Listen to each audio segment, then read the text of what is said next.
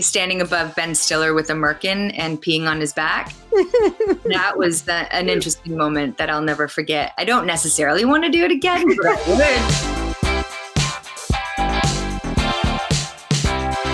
Hello, everyone, and welcome to a brand new edition of Collider Ladies Night. I am so excited for this one for a whole bunch of reasons. We have Malin Akerman here, specifically for To the Stars, which is now available to watch on digital. But oh my, I have so many things that I need to ask you about. Everyone out there knows that the Final Girls is going to be brought up at least once during the video. It's a special one.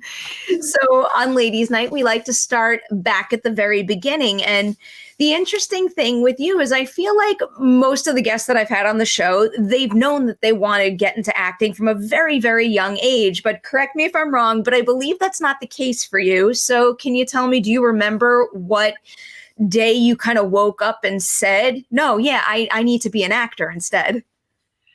There definitely wasn't ever that day that was the deciding factor. It was, like you said, I wanted to become a child psychologist and was studying that at university. And to my father's dismay, when I jumped off of the university path and decided to do the acting, it really was more of a gradual buildup and a burning out of school. I just felt like I needed a break from school, and thought, you know what, this will be a great opportunity to do something fun, travel, some other type of psychology where it's very cathartic. It's, self-discovery. And it just ended up becoming my career path instead of the psychology, the child psychology. It was a gradual build from one project to the next. And then I just couldn't give it up. Do you find, though, that you're, not able to achieve the goals of being a psychologist in the same exact way, but still being able to have that kind of impact on youths through film and television? Yeah, sure. Absolutely. I mean, there's so many different ways come at it now. And I think for sure there are what you don't think of, or I didn't think of getting into this business again, because it was stumbling into it, was that you are all of a sudden given a platform. And now more than ever with all of these social media outlets, just that you have a voice and that you can, words are really powerful, and you need to be careful and know that there are a lot of eyes on you, and absolutely want to be some sort of a role model. At the same time, trying to be as transparent and as authentic as I can allow myself to be without giving up too much of my privacy. So it's this weird, beautiful mix of you fall into this role, and maybe not everyone's equipped to be in a role of being a role model. You try to do your best at it while also maintaining some sort of credibility as an actor. And it's an interesting place to be, for sure. Well, I think about To the Stars specifically, and, you look at a movie like that and just being a role model through storytelling, and someone out there could see that movie at just the right time, and it can make all the difference for them. You're absolutely right. And I think that it affected me personally when I read the script. I was bullied as a kid. I moved schools many times, bullied at 2 different schools.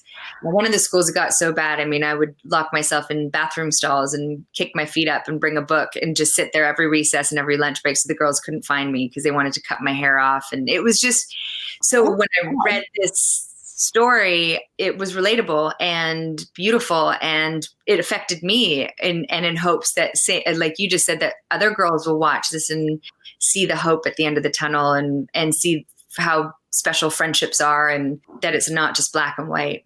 Again, going back to the idea of role models, when you first got into the industry, you worked pretty quickly with a whole bunch of very experienced actors. So did you look at anyone in particular as a role model of sorts?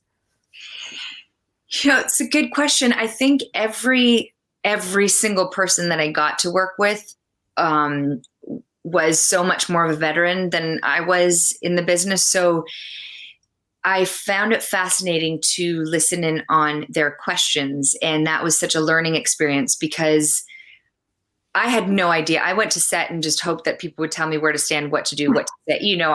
I was just happy to be there.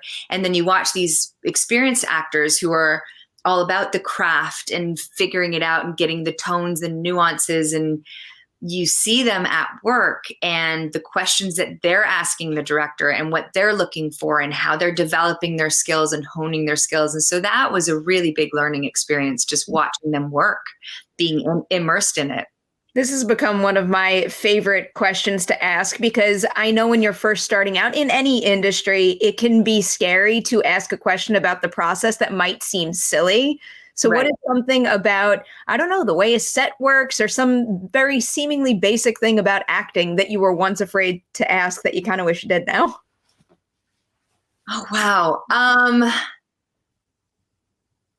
I think it's just anything that had to do with, I was too afraid to ask. I thought you were meant to come in and just know what you were doing and know your character and no questions asked. I thought that was what professional, coming to set and being a professional meant. But it's the complete opposite. It's such a collaboration and people expect you to come in and ask questions. And if you don't, they're kind of like, well, why aren't you asking questions? So I think that whole idea of, you come in, you're an actor, you know what you're doing, you do your scene and you get out is so untrue. I mean, it's nothing like that at all. Do you remember being on maybe one of your first big sets? I don't know why the Skulls is coming to mind, but I know you had like a teeny tiny role in that. And I was obsessed with that movie growing up. So what is it like being new to the industry and stepping on a set like that with Paul Walker right there? I was so nervous. And I remember they were all so sweet. Joshua Jackson and Paul and some of the other actors, they were sat at lunch and, I'd gone, grabbed my lunch and they said, come sit down. And I was so nervous. I didn't know what to say. I just felt the nerves coming at me and I, felt like I didn't belong. It was that self-worth that came up and I was like, I'm not worthy of this. I'm not worthy to sit at this table with these people, so a lot of stuff comes out. I think it's very psychologically challenging to walk onto your first set. Even no matter how nice people are, you're your own worst critic and you just get in your head and you get so crazy. Do you ever get comfortable with that? Or even after all of these films and all of this experience, do you still kind of get, the jitters before you get going again? Absolutely. Because there's so many moving pieces on a set. It's not just you. You're dealing with lots of different personalities, situations that arise out of nowhere, and there's big high stress levels, and so you just don't know what you're going to get on any given day, and you hope. So in the beginning you're just first hoping for really great people to be working with, and once that settles, then you can kind of handle anything else. It's harder when you come into set and you go, oh, this is going to be a long one. Without naming names or anything, have you ever been in a situation where you have to collaborate with someone who kind of isn't in sync with you, and how do you make it work? Yes, you do. That's when you do acting. Instead of reacting and dancing in the moment, you just have to prepare yourself. You go in, especially if it's someone that you're meant to be in a love scene with and you're having trouble with them, outside of work, or just with who they are. And like you said, like the syncing is a bit off. You really got to prep yourself and go in with a different mindset. So it's not as much, you can't be as vulnerable in those moments. I guess there's a bit of a protective layer, which is terrible when you're trying to act. Really can't even imagine. On the flip side, though, who's someone you worked with that maybe you were a little surprised that the second you got on set, you just had that rhythm going? Gosh, there's been a few, but I'll tell you that the one person I was very nervous to work with was Tom Cruise. And he ended up being one of the easiest people to work with. He was so lovely and so professional and just engaged and collaborative and inclusive. I mean, it was just, he made you feel like the best actor in the world when you were with him, even though you're working with one of the best. I hear that about him time and time again. I mean, I guess just sticking with Tom Cruise, then what is something he did on the Rock of Ages set that you wish that more, folks higher on the call sheet would do when they're the leader in that capacity?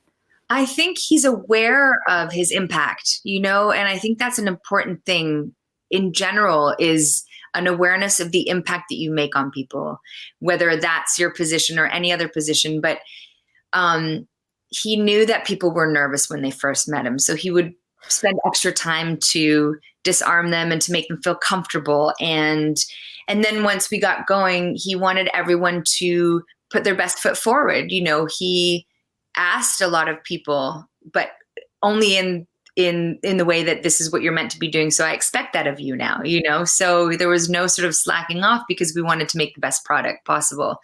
And I really appreciated that in him. What about for you? What do you take from someone like a Tom Cruise or anybody else that's had that kind of effect on you? And, you just bringing it yourself to another set. Is there anything you like to do to make sure the vibe between an ensemble is right from the beginning? Absolutely. I think it's the same thing. I think I've always done that. I hope, listen, who knows what people are saying behind my back, but especially when you are higher up on the call sheet, it has a trickle down effect. You want to make sure that everyone is comfortable enough and feels like they can be vulnerable with you so that they can do their best work. And because that's what we're there for, is to make the best product. And so, yeah, I feel like just getting to know people and just becoming a little bit more friendly so that we feel like we know each other a little bit better, because we're going to start getting intimate with our feelings, and, and crazy things happen on sets where you're in the weirdest scenes that you're doing with someone. So you want to feel comfortable. Yeah. What gave you that nudge you needed to start producing features? Because I know you were a producer on Trophy Wife, but you've got 2 features that you're serving in a producerial capacity on. Yeah, it's been a combination of things. I think just getting tired of waiting for things to come along, and wanting to expand the creative process and being a part of the decision making and getting a little bit more control of what's happening. Doesn't mean it's going to be better for it. Just means that it's a more exciting process, to be a part of all of the different aspects. And it's a learning experience, to actually figure out how movies put together and how difficult it is, and what, to make a beautifully perfect movie takes so much magic involved. It's like you just have to pick some great people and hope that everyone melds together and all comes together properly. It's really fascinating. So I felt like it was the right time to step into that. I felt ready for it. Usually I go in order, but I feel like I'm jumping all over the place here. So for the ones that you're producing now, why in particular those 2 movies, Friendsgiving and Chick Fight? Oh, Chick Fight. Bella Thorne. That looks just absolutely intense. I'm super excited about it. I mean, about both of them. Friendsgiving came about, it's a friend of mine who wrote and directed it. It was in the works for years. It was after my divorce from my husband and having just had a child. And she was breaking up from her first real relationship. She came out like in her late 30s, realizing that she was a lesbian. And so she had just broken up with her first relationship. And we were grappling with breakups at the same time. And we handled it very differently. And so she just wrote a movie about it. It all takes place on one day, and made it very light. And, obviously took liberties. It's not a real depiction of our lives, but just the opposition of how it's really truly how people deal with breakups. And I just loved the idea of a bunch of friends getting together, Friendsgiving, and, the tensions and the ups and downs. And it's always fun to watch films like that. So she did a great job with that. And I just thought this is a perfect opportunity. And to get back to, we went to Ben Stiller's production company, and he ended up being one of the producers on it with us. So that was really fun for it to come full circle. And then Chick Fight is, I want to say like Bridesmaids meets Fight Club. And it's just this great way for, it's kind of exploring in a fun way just how women have, it's not womanly to be rageful and to get that out, but men can rage and they can fight, but when women do that, it's taken very differently. So it's just kind of exploring that and what what would it look like if we had an all girls fight club, and why would that come about, and what would it give us? So I was looking at those images. So are we talking like a dark comedy here? Because there looked like there was a good amount of blood. Yeah, definitely. Okay. I think it's more comedy, but dark comedy, just because there's some violence in there. There's definitely some, like the fight scenes are real. Like, we had some amazing stunt coordinators and stunt girls, and I mean, so that's the real deal. But it's mainly based in a comedic tone. I'm so excited. And I'm glad you brought up Ben Stiller too, because that brings me back to earlier in your career, because you're talking to a very big Heartbreak Kid fan. And I don't think you get nearly enough credit for that movie overall, but also for your performance. But I had Michelle on the show back in January. I initially had gone in to read for her role. And then the audition went really well. And then I think they called me up and they were like, there's an actress that came in for it. They really like her for the role. Would you be open to doing the other role? And I like the role of Miranda a lot. So that's the story behind that. It was, it's funny how things work out. And then from the moment that we met, we clicked, and we've just been fast friends ever since. Of course, in the Michelle Monaghan nature, just said, I couldn't imagine anyone else for it. You're way better than me for this.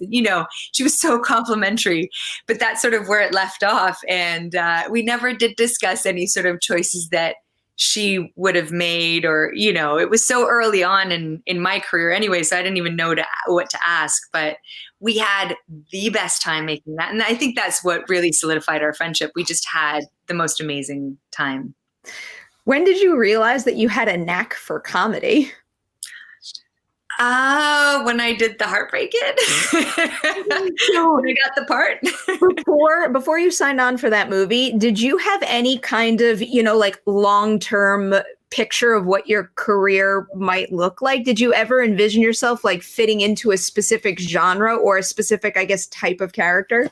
Not at all. I mean, I barely knew, my next day plan. It was just, I was a young 20-something-year-old who had a plan, a realistic plan of becoming a psychologist. And now here I was in this world that I knew nothing about.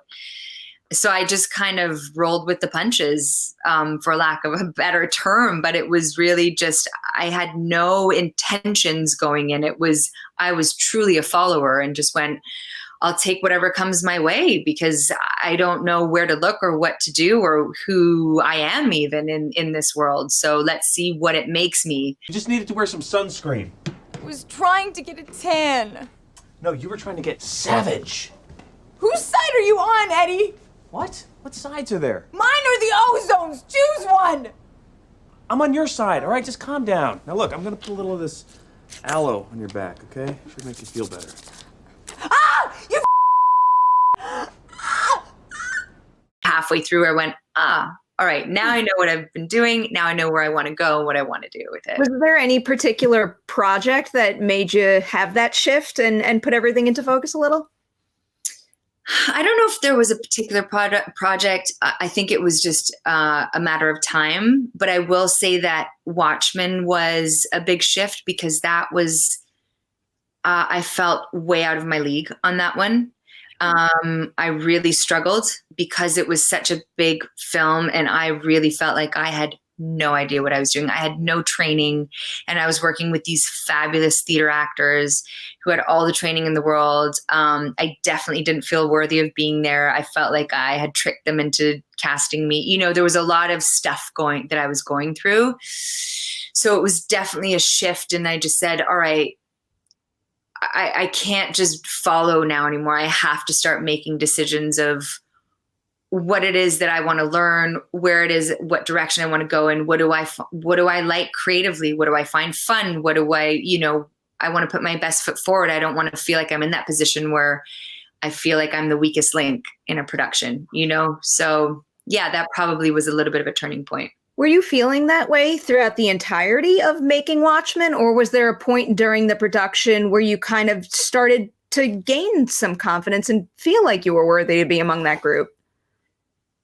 It was an ebb and flow from day to day. Some days I felt better than others, but yeah, for the most part, because everyone I was working with was just so darn good that I really, I guess I noticed the difference I realized that I didn't know how to prepare for a role, and they did. And that was really getting to me. And it wasn't like, it was more just, I was disappointed in myself that I hadn't taken more time before going into this. But I realized the reason I didn't was because I didn't know the direction I was going in. I wasn't leading my own way. You know what I mean? So nowadays I'll take roles and I'll make sure that it's something that I can develop and work with and that I find interesting and that I come in prepared. How do you make sure you look back on it in a positive way in order to get past that and then build on a stronger path for yourself?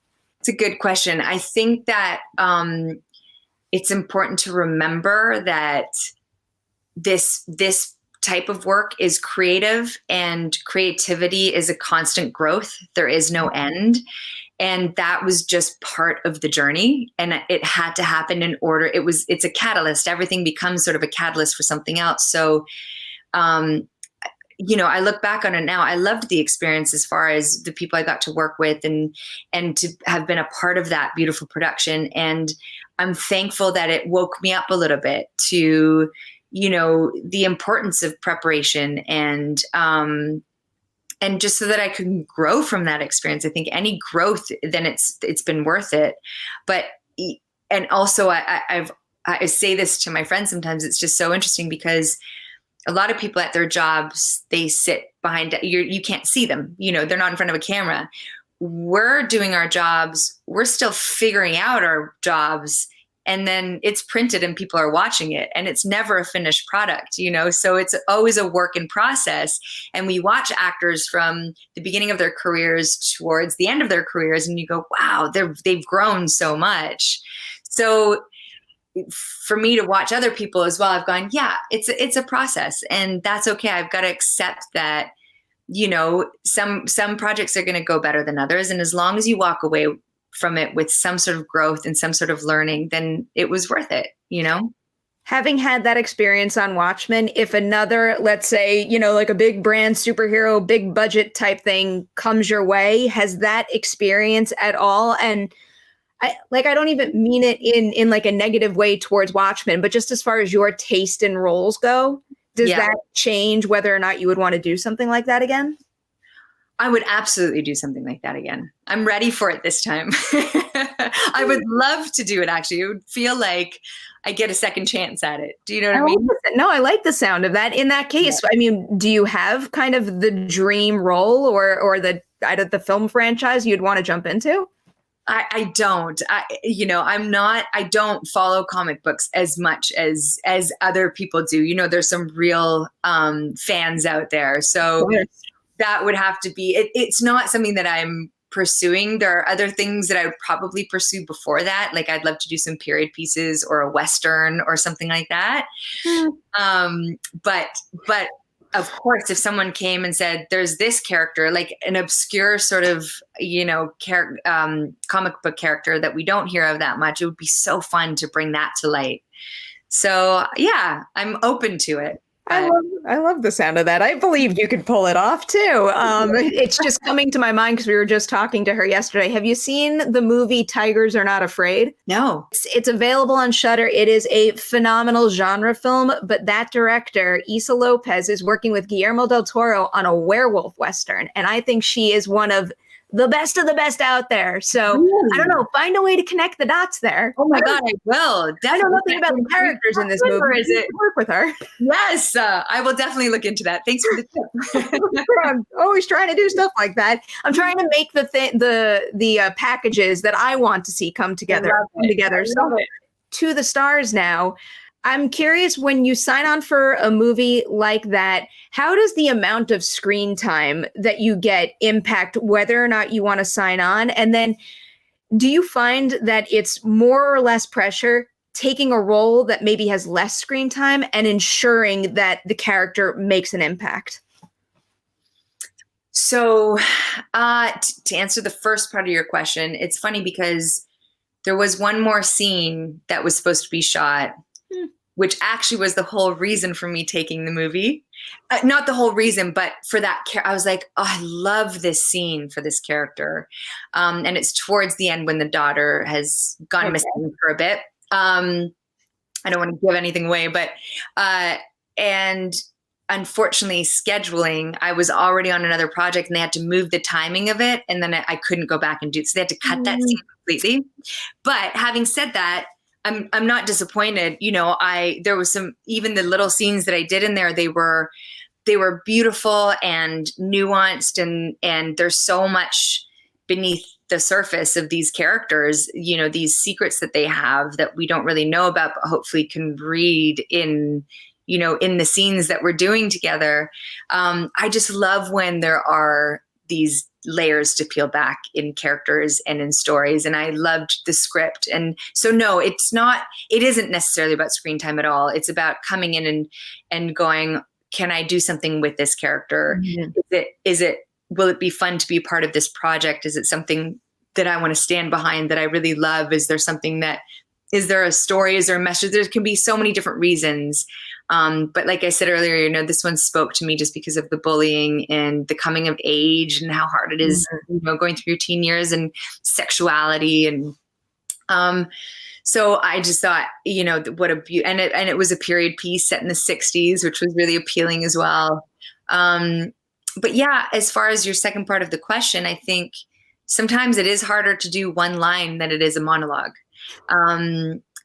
Because you have to, depending on what it's about, you know, what information are you putting out there? What can you give with one line? Sometimes with silence, you can give so much more than a whole speech. So every little detail is impactful, for sure. In general, what do you find more challenging? Those scenes where you are largely giving reaction shots or emoting without dialogue, or maybe something where you're challenged with a gigantic speech? It can be either. It can be all of the above. You know, I think the most challenging ones for me are giving the speeches, because especially if it's a memory or a thought, or I feel like that you can fall into the trap of becoming really stagnant and acting a lot instead of falling into a memory. Because I think you can really tell the difference when you watch a film of someone who's really going through something and of someone who's just going through the lines. So yeah, I can definitely see that. Now my mind is going, we play on Collider Would You Rather all the time, all filmmaking questions. But now I kind of want to just throw a couple others at you. Here's a silly one. Would you rather have to eat a lot in a scene or run a lot in a scene? Oh, both are there. It's a terrible choice. I hate running, by the way. So that's like the last thing I want to do. But I have done that thing where you have to eat, and it is, I think I'll go with running. It's terrible. You feel so sick for days. I can imagine. Would you rather have to fake vomit or fake sneeze? Fake sneeze. For sure. Okay. Yeah. Oh, fake vomit. No, no. Fake vomit feels like the worst to me. I'm afraid of vomiting, so I'm afraid I would do it for real. But the fake sneeze thing, you don't realize how difficult it is to do a convincing fake sneeze. So then I get caught up in that. That's true. That's true too.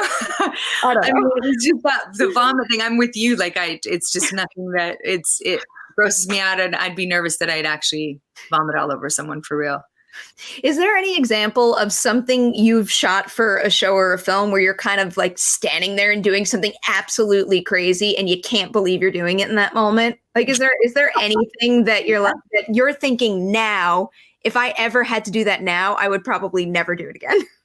Oh, never do it again. I don't know about that because I'm always up for it. But definitely standing above Ben Stiller with a merkin and peeing on his back. That was an interesting moment that I'll never forget. I don't necessarily want to do it again, but I would for the comedy of it.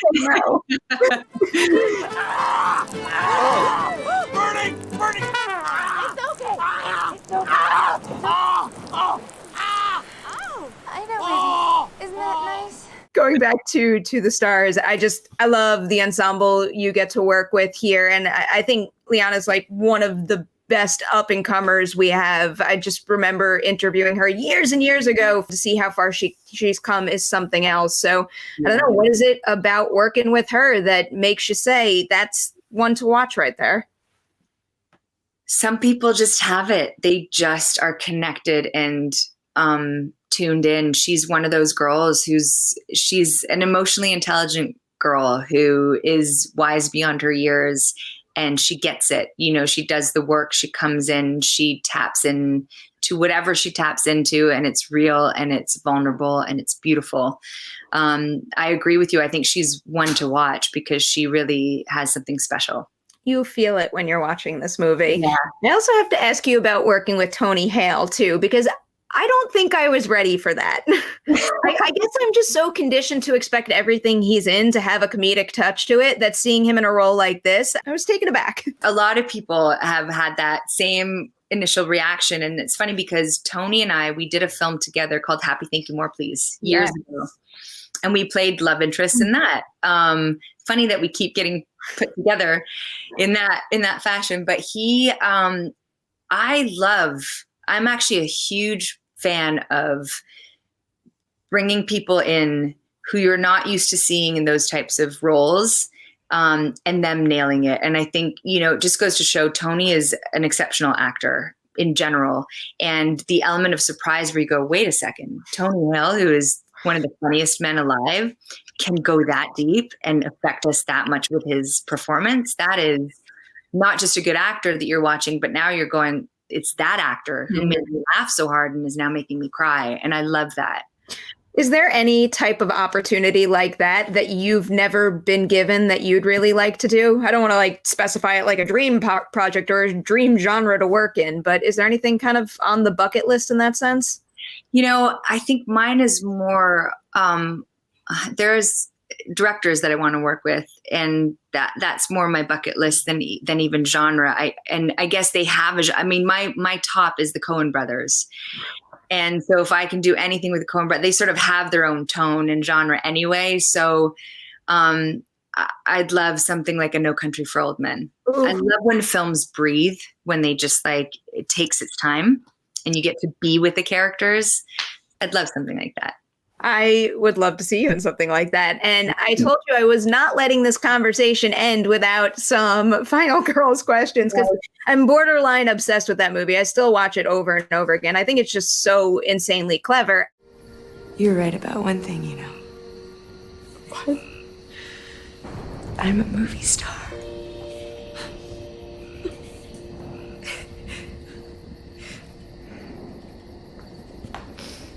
I want more. Yes, me too. Have you guys ever spoken about a potential sequel, given how that movie ends and how much people just love it?